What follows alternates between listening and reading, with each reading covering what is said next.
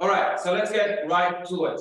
Question number one for today. Explain the current situation re Temple Mount. What is the current protocol for mandating peace? So I can speak about this topic from a Jewish perspective. As you may have heard, some politician in Israel about a week or two ago decided to go and visit Temple Mount, which created a lot of noise because Temple Mount is a contentious place in Israel. It is a place that is considered the holiest site in Judaism. It's considered the third holiest site in Islam, and therefore it can invite conflict.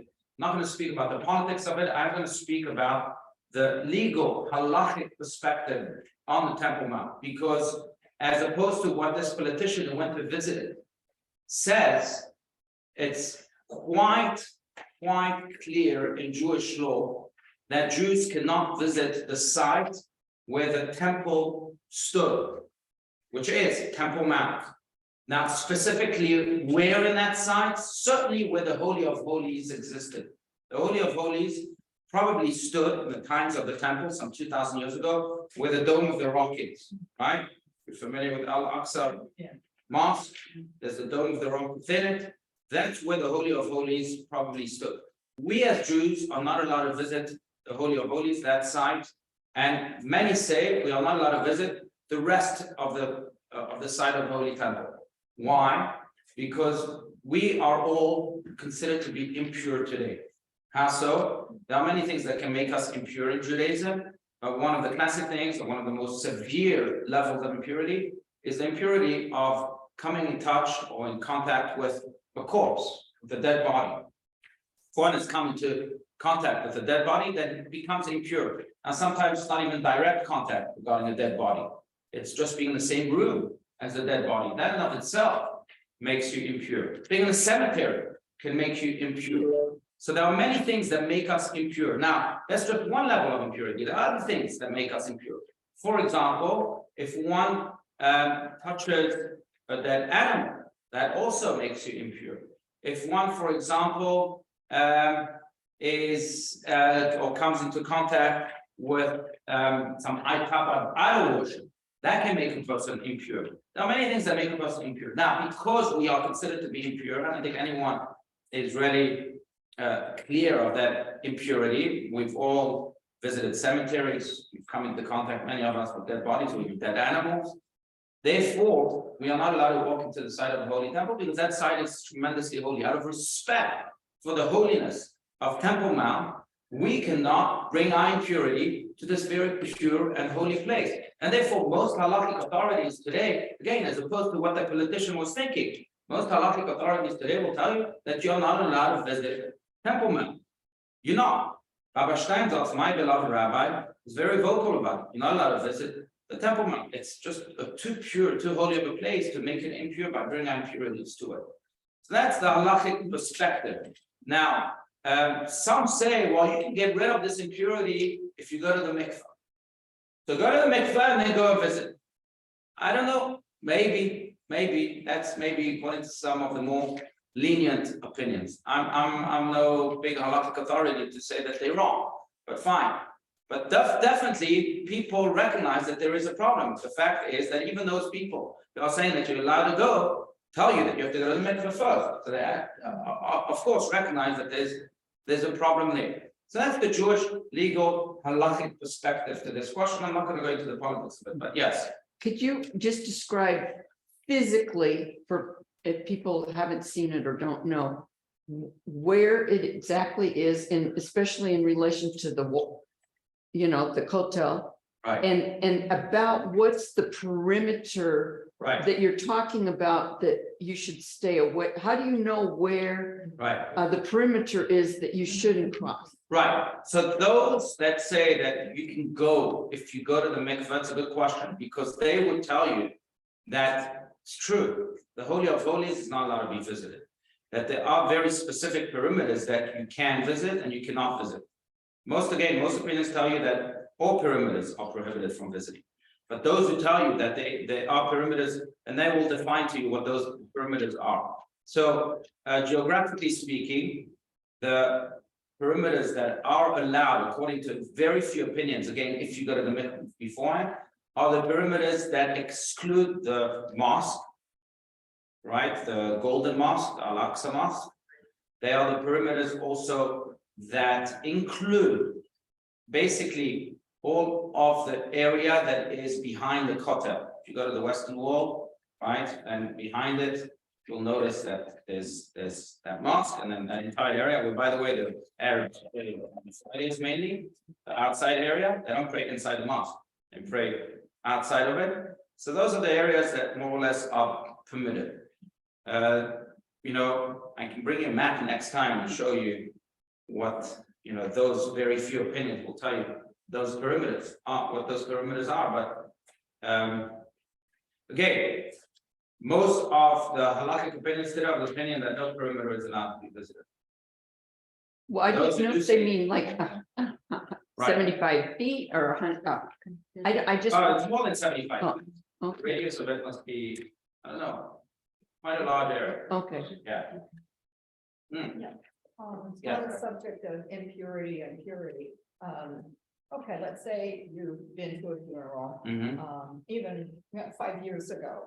Right. Is there any way, not just to visit or go on the grounds of the Temple Mount, but any way at all in life, spiritually become pure again? Oh, yes, so that's where the mikveh comes in. Right, so the way you can become pure, and it depends on the level of impurity. The highest level of impurity is coming into contact with the dead body. There are lower levels of impurity, but in general, the way to become pure again is to go to the mikveh after a 24-hour period in which you are consciously removing any doubt that there are impurities around you, or removing any contact with kinds of impurities. 24 hours in which you are completely pure. Then you go to the mikveh. When you come out of the mikveh, then you can be considered maybe pure again. In the times of the temple, it's more complicated. Sometimes the levels of impurity we needed to wait 7 days, sometimes 14 days, like leprosy, for example. Maybe 14, that usually made you impure for 14 days. So again, it depends on the level of impurity, but in general, the quick fix was a 24-hour waiting period. And yeah. So in like today's times, if you had COVID, would it be a good idea to go to the mikveh after you're well again? Yeah, but COVID is not a disease that makes you impure. Yeah, diseases don't make you impure. Yeah, Other yeah, kinds of- yeah, but I understand if you're talking about spiritual types of Yeah. impurities. Look, it's a good idea to go to the mikveh in general. Hasidic Jews go to the mikveh every day. The men go to the mikveh every single day. Because there is a spiritual component to it that refines you spiritually. There's no doubt. But beyond that, yeah, yes, Sue. What else can't you do if you're considered impure? So if you consider impure, that's basically today, that's basically the only thing you can't do. Oh, okay. Everyone is considered impure, Right, but there's no limitation on us because of our impurity, except for this, because that is really, I mean, you're allowed to walk even in the temple, the synagogue, right? The sanctuary is considered a holy place. Still allowed to walk into the sanctuary. You're allowed to walk into any holy place. You're allowed to come into contact with any holy site and any holy being or holy entity. So really, there's no restriction for anyone today except for this one, because that area, the Temple Mount, is really considered to be the holiest of holies, and therefore it deserves the utmost respect. And that's why it's really the only prohibition today. Yeah. Yes, Elizabeth. the Western Wall is also sacred ground, yet we can touch it. Right. Because the Western Wall, it's a good question. The Western Wall really wasn't part of the temple. The Western Wall, really, I hate to pop your balloons, but the Western Wall was a wall that was a part of the marketplace of the day. Where we stand to pray today at the Western Wall, there was a market. Archaeologists will tell you that. People who came to the temple first had to go and buy maybe some food for the way, or maybe just some shoes for the way. And there was a marketplace right there. The structure, the entire structure of the Temple Mount included it. But it wasn't a holy site where people came, took off the shoes and prayed. That was further inside. So therefore, the Western Wall is not considered to have the same level of holiness as the Temple Mount. Yeah. Good point. Yeah, but look, again, I don't mean to, the Western Wall, don't get me wrong, Western Wall is still a part of the structure, is still a holy place, not as holy. But I also think that the additional layer of holiness that the Western Wall has, that no other part of the temple structure has, is the fact that for thousands of years now, people have come and prayed at the wall. When you utter a prayer, it makes a place on which you're standing holy. And imagine the millions and millions of prayers that have been recited at the Western Wall. And that in and of itself, whether it was part of the temple or not, that in and of itself already makes the wall holy. So I'm not undermining, God forbid, the holiness of the Western Wall.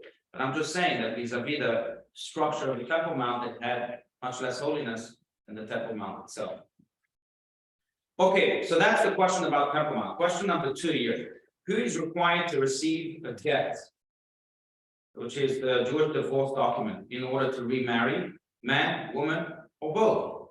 Good question. So the person who's required to receive a get is the woman who's supposed to receive the get from her husband.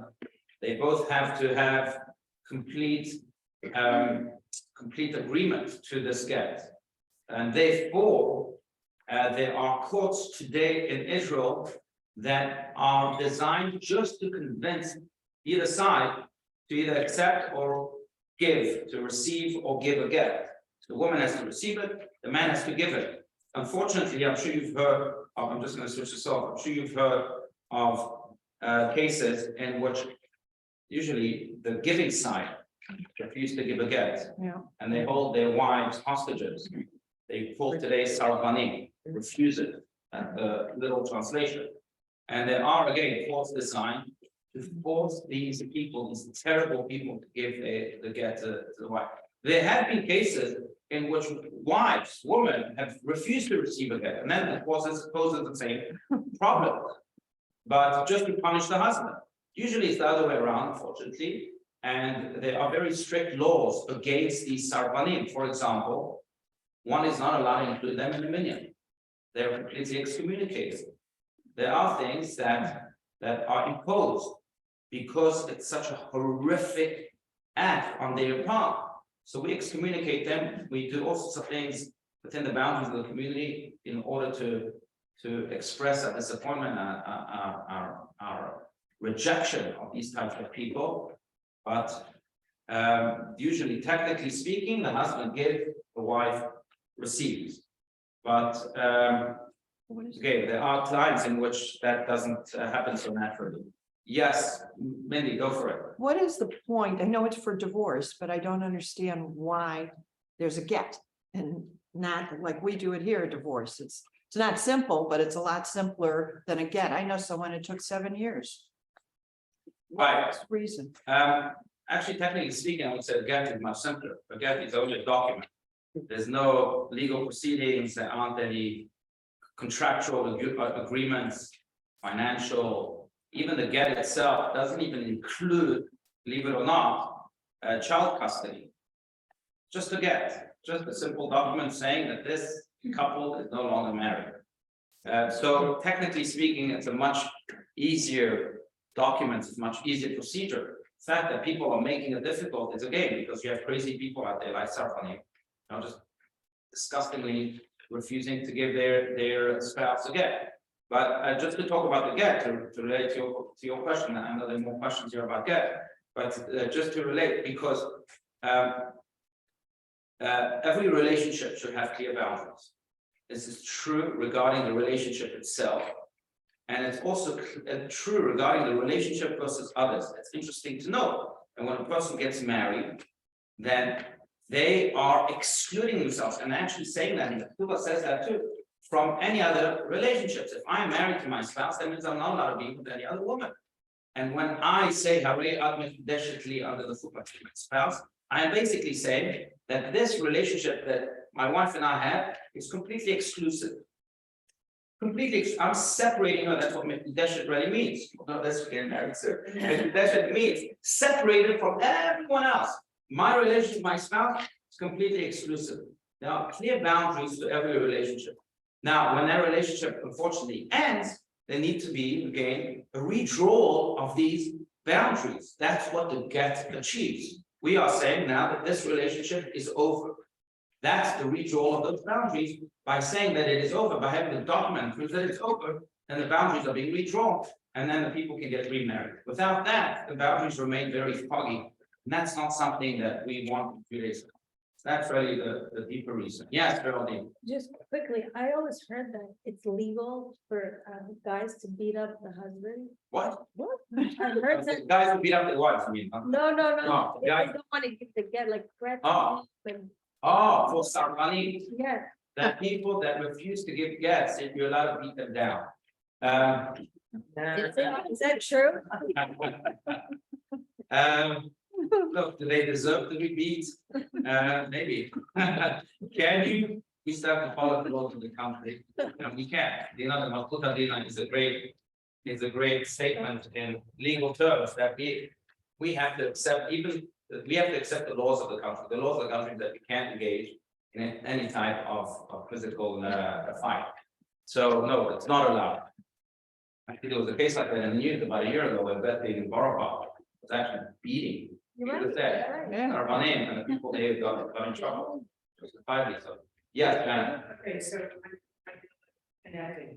If you have a woman that is divorced legally and a man that is divorced legally, Mhm. and they too want to get married, wouldn't it require both of them to get gets from their previous? Yes. So a man would need. Oh, if that's the question, then yes, you're right. So if they are divorced according to the laws of the state of the country of America. If they want to remarry to someone else, Correct, and they want to remarry someone Jewish, correct. then they would need a get. So a man and a woman, if Yeah. they wish to get married, have been married, Yeah. would both need gets. That's right. Of course, we're talking about Jewish man or Jewish woman. Right, right, yeah. Yes, Okay. that's right. Both need a get. Yeah. Do they also, in Israel, if you get a get, do they also get a divorce? Like have an attorney with, Yeah, absolutely. And Israel also, you have the religious route and then you have the legal route. So yeah, you do have both. Yeah, yeah.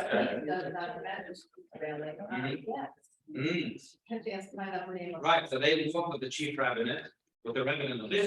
We've done that with people that not successful. How advanced? Right, and with people like that, I refuse to get get. So I mean, it's a terrible phenomenon. Yeah, It's even 30 years, 40 years ago. right. But it also prohibits the husband, the ex-husband who won't give the get. It also prohibits him from getting married again, especially in Israel, to another Jewish person. If they don't get a get, Right, so if That's he right. doesn't give the get, he can't get married. that's right, that's right. That's right. Sometimes we don't care, but yeah, you're right. Yes, Elizabeth. I don't know if you have the answer to this question because it's illegal more than Yeah, halakhic, but okay, someone gets married in Israel, but divorce is in the United States. Now, will the lawyer from the United States automatically, the divorce gets transferred to Israel, or does the husband need to physically go to Israel to request the get for the wife? are you speaking about the legal Yeah. divorce or the religious divorce, the get? Well, kind of both. So, If a woman marries in Israel yeah, and so. and in divorces Israel- in the States, but wants to marry, let's say, another Jewish. So, yeah, I did another one, I've had cases like this. So in Israel, marriage and divorce and some other life cycle events, for example, death and birth, are all under the full control of the rabbinate. Right. And therefore, some people don't want to get married via the rabbinate. They can't do that in Israel, so they go to Cyprus. You may have heard of cases Yeah. like that. But because divorce is under the rabbinate in Israel, they would have to ensure that people have had a religious get, a religious divorce, whether in America or in Timbuktu, Okay, before they get married in Israel. okay, so but the get can be obtained in the United States or somebody? Yeah, of course, Okay, doesn't have to Yeah. go to Israel to request. absolutely, yeah. Okay, Actually, we Okay. work with the rabbi now. okay. Actually, he doesn't live here anymore. He comes once a month just to do gas. Oh, okay. We've Okay. done that. Yeah, yeah, So, Rabbi, yeah, so yes, what, even if people aren't, if they're Jewish and they get married in Israel, but they're not Orthodox or religious, do they still need to get a get? yeah, again, because it's under the control of the rabbi. That's correct. Yeah. Yeah. Okay, so that's the get question. Next question. If a child is adopted by a Jewish mother and father and raised in the Jewish home, but the birth mother was not Jewish, is that child considered Jewish? So in most cases, when Jewish parents adopt a child from a non-Jewish mother, they usually convert him or her, because they know that, this could cause issues for the child growing up, so they usually convert him. If the child was not at all converted, then yes, it's a problem. Then that child would be considered not Jewish until he goes through conversion, because the birth mother was not Jewish. Now, I will say this, and I'll share with you a case that we had about a year ago. In our community, not a CBT community, but our Jewish community in Phoenix, that I'll share with you two stories. First, this case here, that we inquired, there was a man, so a grown-up man, who told me that he was adopted. And he doesn't exactly know who his birth mother was, but he's almost sure that this birth mother was not Jewish. And this man had to undergo a conversion, and he was okay with it. But if he had undergone a conversion as a child, first it would be much easier, and secondly, he would have solved him that headache. So we have a clear example of this, but I'll tell you another story. There is a pastor in town, a very successful church that I know quite well. He's come to us for Shabbat dinner, along with his wife and his children. And not long ago, he was having Shabbat dinner with us at our home. And then his wife opens up to say that she was adopted as a child, but she came from a Jewish mother. Wow.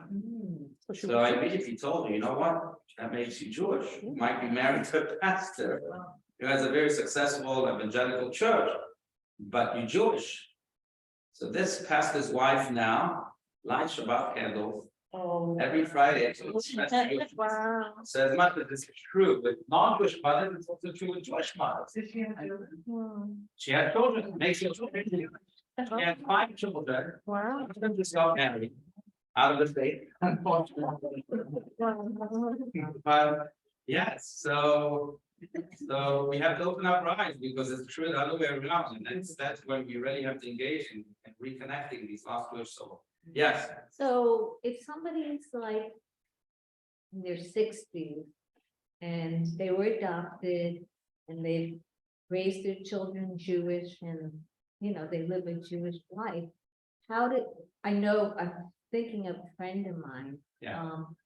But I know she wasn't converted. So when her kids wanted to get married, they got married reformed because but in a Jewish ceremony. But how if she had been converted, how would she have proved it? So how do converts prove that they converted? In many ways. I mean, if you're like 60 years old and you're adopted as a baby, yeah. Right. So one way is to simply give the or present the certificate of conversion that all that things will give you. Another way is that if you were married, you can show your ketubah. That proves that you're Jewish. There's no rabbi would have married you if not. Not necessarily. Well, that's one proof of evidence that you can present. Another proof of evidence is that you can call the rabbi that I've done that, the rabbi that converted you. Well, not if somebody's 60 or 70 years All right, old. they're not alive anymore, then you got a problem. I Or the know. witnesses No, that but may have signed your certificate of her 2 kids are one's married to an Israeli and, they lived a Jewish life, Right. but they did get married by rabbis, but they were. I understand. By the way, They have ketubah, right. yeah, I mean, Right. Usually it's a certificate of conversion, but that's the clearest way. Yeah. Yes, You can also share a bit of like what I'm going through now, so like I'm 100% Jewish, my fiance is 100% Jewish. We're getting married by a rabbi in Los Angeles, and that rabbi is requiring us to basically apply to the Rabbinical Council of California to prove that we're both 100% Jewish. So they trace your lineage several generations, you have to show like your parents, their rabbis were in their synagogues, and I think we're going like 4 generations back and depending on the application. And this is not every rabbi that's going to make you do this. This is any Chabad rabbi that's married has to do that for him to marry legally. But if those people you're talking about were married by a Reform rabbi or conservative or a more lenient Orthodox one, they would never know. But anyone married by like a very observant or the most rabbi would likely do background checks, right? right, exactly, and those, there are 3 proofs of evidence that we would ask. One is indeed, like you just said, proof of lineage. So that your parents were Jewish, your grandparents were Jewish, and if not, And then there's if their names and like a lot of. That's right. A lot of birth certificates that's right, and a lot of ancestry. that's right. And the second thing is we would ask for the ketubah and the get if your parents were divorced. And then this is a thing called mamzer, and then we want to. And then the third thing that we would ask is also ensure that you are indeed not from your parents, but that you are single. Yeah. You don't want to marry someone who's married. Yeah, you must have to like have statements, Yeah. friends also saying that you're single. Yeah. And another big thing is there's different versions of ketubas apparently also, so there's Right. easier ones where the witnesses could just be anyone, and there's ones where you need like observant, you know, Jews that are, you know, high levels of observance and kosher to be those witnesses. It also shouldn't be relatives, for example, because then they're more like biased and like. Would rabbis accept? Good as the Rabbi Allouche is doing a job. That's good. Would rabbis accept, Telling my support. Yes, Elizabeth. the rabbis accept like a genealogical test, like you heard like 23andMe? Yeah, we don't consider that to be a. Okay, discipline. Of mine, she told me, do the test and I'm 51% Ashkenazi Jew, and I'm like, I told her you're Jewish, you're not Christian. Look, there's no doubt that many non-Jews have Jewish blood. Look, the converse. But that wouldn't be Spain, for accepted, example. Yeah, right? yeah. Yes. Well, she told me that one of her parents was Jewish. I know two people that found out. Yeah. Right, but that's not, that doesn't make you a lot of Jewish. Yeah, Yeah. she was. All right, these are the questions I received, that Janet received, sorry, thank you for gathering there. If there's any other questions on your mind, please feel free to ask them, yeah. I have a dear friend. Yeah. Whose daughter and husband, both Jewish, adopted a child from definitely a non-Jewish family because they knew through the lawyer and everything who Okay. the mother was. Now they are bringing the child into a Reform temple for a bat mitzvah class. Mhm. Does this child, like in the Reform tradition, need to be converted prior to becoming bat mitzvah? I don't know, I don't think so, I don't assume so. I also think it depends on the Reform temple. I've come to learn that being in touch with many Reform rabbis and so on, my close friend. Like Rabbi Linder in town, others. That there are different policies for different Reform synagogues. Some may require it, some may not, but I would assume that no, So they should ask them. yeah, yes, yeah, yes. How do you convert an infant? What's the process? So in general, it's not just an infant, it's a child that needs conversion. Well, I meant, you know, when you adopt an infant. Right, so typically there are only. One requirement on the child and a few requirements on the parents. Okay, The only one requirement on the child is that the child goes to the mikveh. okay, And the child is dipped in the mikveh, of course, with the help of an adult. The requirements on the parents is that they keep a kosher home, they keep Shabbat, and at the same time also they commit to sending that child to a Jewish school, to have Jewish education. So that's really the requirement from the parents, yeah. Yes, Geraldine. How did reform actually come about? Because like in France, for instance, it's it's all one way, it's Orthodox, they don't have, Mediterranean, yes. right, so how, Italy also, yeah, South Africa. is it also, American? Britain's. that is- Look, yeah, we can go into the history of it. Look, the Jewish world, unfortunately was split. During the times of emancipation. In the late 1700s, when Napoleon came to emancipate Europe, many Jewish communities were very happy about it, because finally they were free, they were treated like any other citizen, but also that many rabbis were against it, like Rabbi Schnell. Why? Because they knew that by emancipating Europe, this would open up the Jew to the question of how do we deal with the world that all of a sudden wants us? Right? For 2,000 years, they've been trying to kill us. Now the world wants us. Napoleon has broken those gates open. How do you deal with the world that all of a sudden wants us? That's when the Jewish world split into three. That's when the Reform movement began, the conservative movement began, what was called at the beginning the Maskili movement, the intellectual movement, and that's when the ultra-Orthodox movement began. That's when all these labels were created, which is really unfortunate because they've divided us in such a horrific way. All a Jew is a Jew is a Jew. And those labels are really shouldn't belong, certainly not to Jews, certainly not to human beings. Labels belong to garments, they belong to meat packing, they belong to books, but they don't belong to living entities like human beings. But unfortunately, that's when the Reform movement began and other movements began. Why? Because they each answered that question differently. How do you deal with the world that all of a sudden wants you? Well, the ultra-Orthodox movement said, we're afraid of that. We don't believe that this world wants us. Not only that, but this world is full of negativities and bad influences. So let's enclose ourselves in ghettos and in shtetls. Well, today, you have a ghetto called Barpa, you have a ghetto called Williamsburg, you have a ghetto called Bnei Brak. We're afraid of the outside world. That was one answer to the question. But another opposite answer to that question was, how do you deal with the world like that? Oh, we're so happy, finally the world is open, but we don't want to stick out. God forbid, because if we stick out, they're going to hate us again. So let's just assimilate. Or at best, let's be a Jew just in the inside. And outside, we have to act like non-Jews. And if there is something that the Jew is unique about, or that separates the Jew from the outside, then maybe let's change that. Or let's eliminate that altogether. That's how the Reform movement began.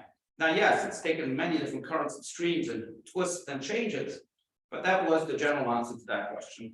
The conservative movement said, well, let's still maintain our Judaism, but within the context of the home, the context of synagogue. Outside, they would say, Moses Mendelssohn, founder of that movement, said, outside be a non-Jew, inside be a Jew. And then that took all sorts of forms. I don't believe that any one of these answers were right. I think the ultimate answer was be engaged with the world by maintaining your pride in who you are. It's just like a symphony. Piano needs to be a proud piano. The violin needs to be a proud violin. The violin says, oh, I'm different than the trumpet, I'm different than the drum. I feel bad, I'm sticking out too much. That's when the violin will stop being a violin and the symphony altogether will stop being a symphony. God created us as Jews because he wants us to be proud Jews. Yes, we have to be proud, we have to be anchored in our heritage. We have to know that there is no compromise whatsoever when it comes to our Judaism. Yet we also have to know that that Judaism has so much to bring to the outside world, and therefore we have to be engaged with the world, not be afraid of it. Be engaged with the world to bring the beauty of our Jewishness and of our uniqueness to the world around us, just like a symphony. That's what makes the violin, the piano, and the symphony, the symphony. That's what makes the Jew, and the world, the world. That, I believe, is the ultimate answer. Unfortunately, not all Jews would agree. We have other answers. But that, to root the beginning of it all, that's when it began, the emancipation of Napoleon. And with that question, how do you deal with the world that all of a sudden wants you? Do they have reform in Israel or not? So, not really. You have a very small reform movement in Israel, as it is in Europe, and many places in Europe, as it is in Africa, Great Britain, Australia. I think really reform has thrived in America, maybe in Canada too, but not so much in the other parts of the world. And the Rabbanut in Israel does not recognize No. Reform Jew as real. Yeah, barely recognizes others, but different story. What was that? Yes, it barely recognizes people, even that are like super religious. There's a lot of politics involved in the Rabbanut. So, yeah. All right, good question. Any other questions? Again, on any topics? I know you're like clinging to this topic today. Or any other topic? Yes, please. And you don't want to talk about politics, I understand, Yeah. but I would love to understand a little more about the politics involved in Israel in the Rabbanut, if there's any part of it you can teach us. I'm just going to speak to the root of it, okay, not to the symptoms of it. I'm just going to go straight to the root. I think what has contaminated the Rabbanut in Israel is the fact that it is many parts of it are dependent on the government, dependent on politicians, dependent on lobbyists. And that unfortunately has compromised the integrity and authenticity of the Rabbanut. If it was a completely separate body, like it is a little bit in America, where there's complete separation between church and state, I think it would have been better. Unfortunately, it's not completely separated in Israel, and therefore it's contaminated by the government. Yeah. Yes. Yeah, when I come here to services or even just coming for anything, I feel that CBT is based in spirituality. When I go to my Reform Temple High, I feel that it's based in cultural Judaism. When did this split of spirituality from culture happen? Because I mean, it used to be you're Jewish spiritually, you're Jewish culturally, you live your life in a Jewish way. But so many Jews are even just define themselves as culturally Jewish, but not really spiritually Jewish, and they don't believe in God. I think it's a very sad state of affairs, and maybe there's something that we can do in our efforts. Right. I don't think there's one clear answer to that. I think many factors contributed to the feelings of Jews, or the philosophy sometimes of Jews, that they are more cultural than spiritual. Sometimes it's worldly factors, just the society we live in, society that is controlled by social media, by idols like Kim Kardashian and Kanye West. And unfortunately, that's the truth. And that, of course, crushes the spirituality of society altogether. So that is a factor that contributed to it. That's nothing to do with being Jewish or not, or the type of Judaism you affiliate yourself with, but rather with the world that we live in. So there are many factors that have contributed to that. But I will say this, that regardless of how much we try and run away from our own spirituality, we will fail. The soul is so much stronger than any fight that it faces. People have tried to crush their souls, to not just avoid it, but to in a way strangle it. I have nothing to do with you, soul. I'm purely materialistic. I'm an atheist and haven't been successful. Why? Because the soul is divine. The soul is infinite. We as bodies are finite. Infinity will always win anything that is finite. That's just pure mathematics. Now, on a deeper level, I can share many stories, many stories. That's in many ways why I became a rabbi. I have utter belief in the Jewish soul. And the answer I'm giving you is that, yes, we may face Jews that seem to have no connection with spirituality. We may even face movements that seem to be more cultural than spiritual, but I don't believe that those definitions will last. Spirituality will eventually erupt from within and will control those worlds and awaken them, and in a way ensure their survival and their eternity. Just like the Jewish soul, just like it is by human beings. Can't tell you how many times I've seen Jews who seem to be so disconnected, yet when you speak to them, they are so connected. And when they start recognizing that interconnection that they have and they start running with it, they become the greatest saints. Bill Smith, who comes to mind, who was the visionary of this beautiful building we're in, who unfortunately had a massive heart attack before we began to build this place. He came to us at the age of 62. And the first line he told me when we sat down for coffee, the first time was, Rabbi, I thought that making a lot of money in life would make me happy. I made a lot of money, still miserable. I thought that having status in society would make you happy. Status doesn't make me happy. I even thought that my son would make me happy. Didn't make me happy. I have nowhere left to turn but to God. Would you help me? I said, I don't know if I can help you, but I can hold your hand and walk that path with you. And we walked that path. And the man, as many of his friends will tell you, transformed 180 degrees, transformed himself. And all of a sudden, that soul that he tried to escape from erupted. And it transformed him into such a divine being, and he died with a divine smile on his face. But it happens to so many of us. There's so many of us. I really believe that everyone is on a trajectory to discovering the soul. Sometimes people die too soon. But we're all in. Why? Because the soul is more powerful than anything else. I will quote the Talmud just to make a point that speaks. It's a fascinating passage on Talmud that says that many may think that the toughest matter in life is stones, but they are wrong, because fire can melt stones. Fire, though, is not the toughest matter, because water extinguishes fire.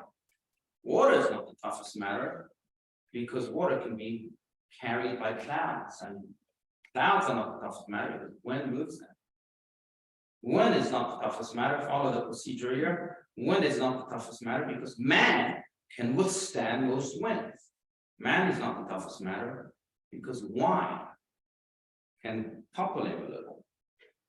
Wine is not the toughest matter, because sleep can overcome drunkenness. Sleep is not the toughest matter, because death is tougher. Death is not the toughest matter, because charity can save you from death. But I would add one more thing to the Talmud. Charity can save you from death. Soul can save you from death. Discovering that soul can overcome all of those previous matters, because I believe, Judaism believes, that the soul is indeed the strongest matter that we have, and it will overpower any escapism or any type of strangulation. Eventually, it will erupt. Sometimes it skips a generation, but eventually the soul will. A classic story, I'm just going to share it with, maybe I have shared it in the past, about Rabbi Allouche. Remember that story? Rabbi Allouche? Rabbi Allouche was the bodyguard of Adolf Hitler. Tell you the story? Adolf Hitler's bodyguard was a man named Rabbi Allouche. In 1942, he married a woman by the name of Gerda. Gerda was a Jewish woman. Married Adolf Hitler's bodyguard, not in 1932, but maybe you could say, well, she didn't quite know what Nazism meant. She married Adolf Hitler's bodyguard in 1942 while her own brothers and sisters were being butchered, sent to the gas chamber. So you can imagine what a traitor this woman was. Where's her soul? She stays married to this man for 55 years before he's dead, in 1987.